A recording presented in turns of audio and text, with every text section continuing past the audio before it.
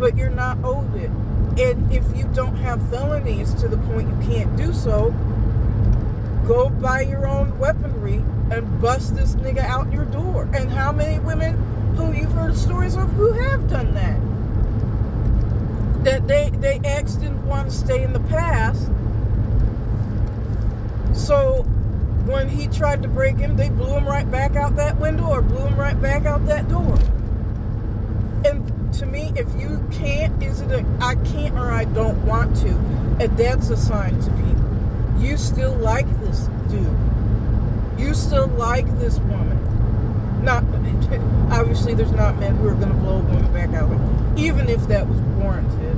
But you know, there's a reason why certain things are occurring, and you won't just shut the door because you're wanting that person to still have the ability to gain it. How many times has that happened? That they go right back to the ex, or they pillow talking with the ex and sharing about a relationship. They went back to the past, which they said, well, everybody has one. Okay, yes, I've done things in my past that I am not proud of. I'm not going back there. I'm not going to do it again. I don't want to, like, the shit I did in my, like, that exhausts me even to think about. It's stressful, it's dumb, it's slow. Like, I don't want to do that. And if that is a person who's healed, and that is a person who has repented, because they don't even want to do that anymore. They don't even want to even have those same conversations, be around the same type of people, you know. So be in those same type of places. Like, if it's past, it's past, and it needs to be past. And like, people just want to poo-poo somebody else's life and somebody else's experience, and they can't be empathetic, because that's a word that people like to use, and people who use that word tend to be the most unempathetic, but they can't see outside themselves for shit. I'm in a situation that I don't like, so I am entitled for people to literally take a 45 to the dome and have their children without a mother, have people without a father. That man may have been married, that you demand he jump in, you demand he crash out, but you don't demand the thing of the man you're with. You didn't demand the things of the 5 men you had babies with, but you demand it of everybody else, and it's an obligation.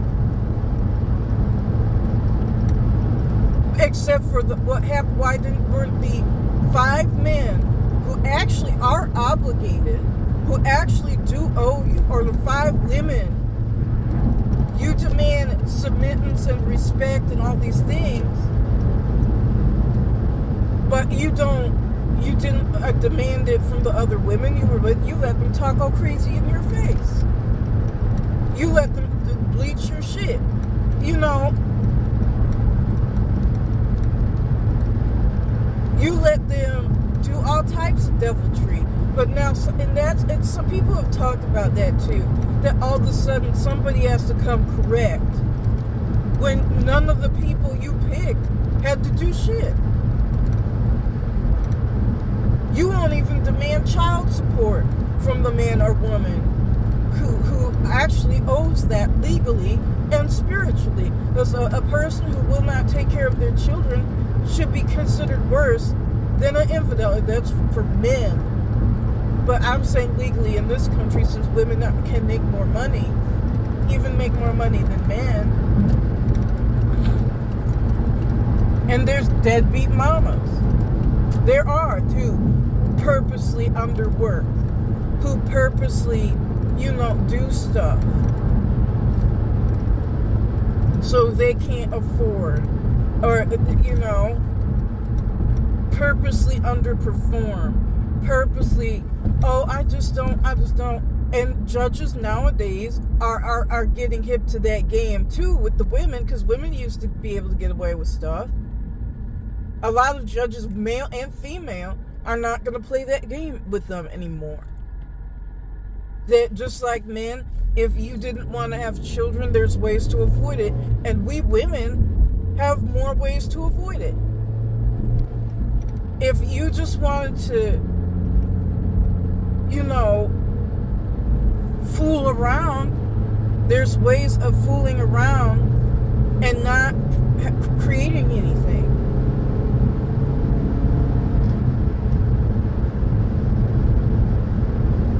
Which really shows me that a lot of people got married, or not got married, have babies for absolute wrong reasons.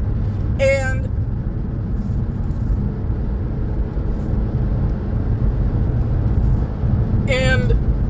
also,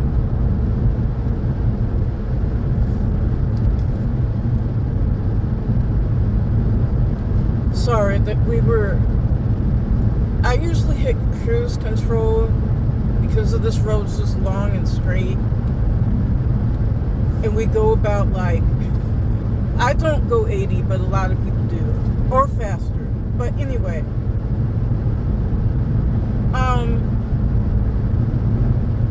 Because everybody wants to go 80 and above today. That's probably because it's Saturday. Like someone said, I'm not concerned with what other people are doing. I'm focusing on I'm focusing on the person who likes me. I'm not worried about what other people do, what other people say. And if you were so happy in your life, you wouldn't be concerned either. And then try to suppress speech, because that was the thing in the comment section. Well, if you have this preference, you just need to keep it to yourself. Okay, I understand that when it's the black men who like white women, which they don't. I don't think they even like women, just to be honest. Like in those cases where they hate black women. Black women are this. And what was that podcast? They still, with Myron, and that Middle Eastern dude, or who's half Middle Eastern. Fresh and Fit, that's them. So I understand like that. But I hate black women. I just don't like black women. Okay, then go be with a different woman. Why are we creating a podcast simply centered around women that you don't like? When you clearly are even with, and that even goes for like white men who do that. Like, the conservative white men. Who black women are this, black women are that, and they quote all these fake statistics and all this. Why are you concerned about black women in statistics that do not have anything to do with you? Because then I start looking at, do you want a black woman? And that's why you're looking up all these numbers and statistics, and black women are doing this, and black. If you're especially if you are a married man, that's what gets me the most, is if you're already in a relationship or you're married, talking shit. It's like, why? I wouldn't want to be in a marriage where some man is talking about women that he don't like because it means he does like them.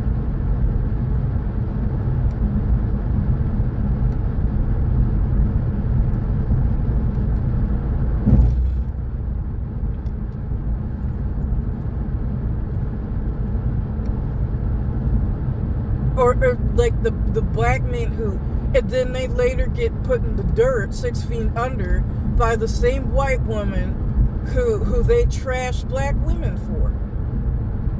Because that was nothing but lust. It was nothing. You don't even see that person as a human. You fetishize them, And sometimes I don't even think it's happening in the reverse of the fetishization.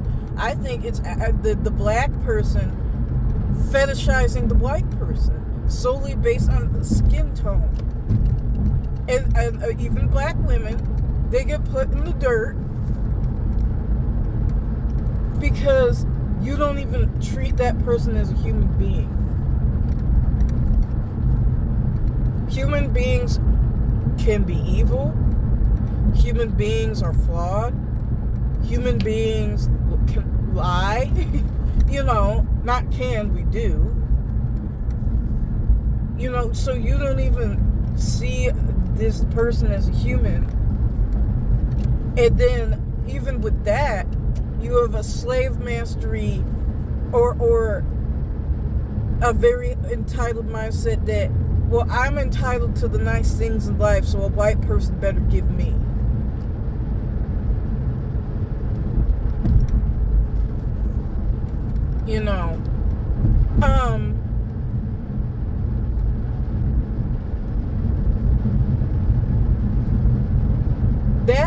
That's different than somebody who's single saying they just don't want to be with someone with kids. That's talking about looks and something someone cannot help. You can't help how dark your skin is, or how light your skin is, or your hair texture. Well, I mean, you can perm it or put a relaxer in it or whatever else. You can run a flat iron through it, but you can't help it at the end of the day. Things that you cannot help. You can keep your legs closed. You can, even if you don't want to keep your legs closed, you can not have children. I mean, prostitutes do that every day. They have sex for money, and they don't have children unless they want to. And then you're a victim of that, too. You're a victim of your children. You're a victim of a system when the system gives you money to commit, to live in sin. But somehow you're a victim of that system. Unless you have been violated, no one forced themselves upon you. And if you keep being tricked, and this is something I had to learn in my own life, and it had nothing to do with relationships. If people keep tricking you, if people keep being nasty to you, if people keep ruining your life, quote unquote, number one, you need to just stop and look in the mirror. Because everywhere you go, there you are. And you are the common denominator in all of this. And if these people are so bad, and they're so whatever you want to call them, so evil, then how did you get around them in the first place if, one, you aren't evil, or you don't enjoy the works of evil, or the perceived power of evil? That's what I had to be convicted of in the past. That it's funny when the evildoers, the so-called evildoers, do nasty things. When you sat up and laughed or talked down on the women that he hurt, the women that he abandoned, the women that he left, the babies that he left to come be with you, that was all fine and dandy. But when it's you, you don't like it. So are you upset with the behavior, like the act, or are you just upset that it was you?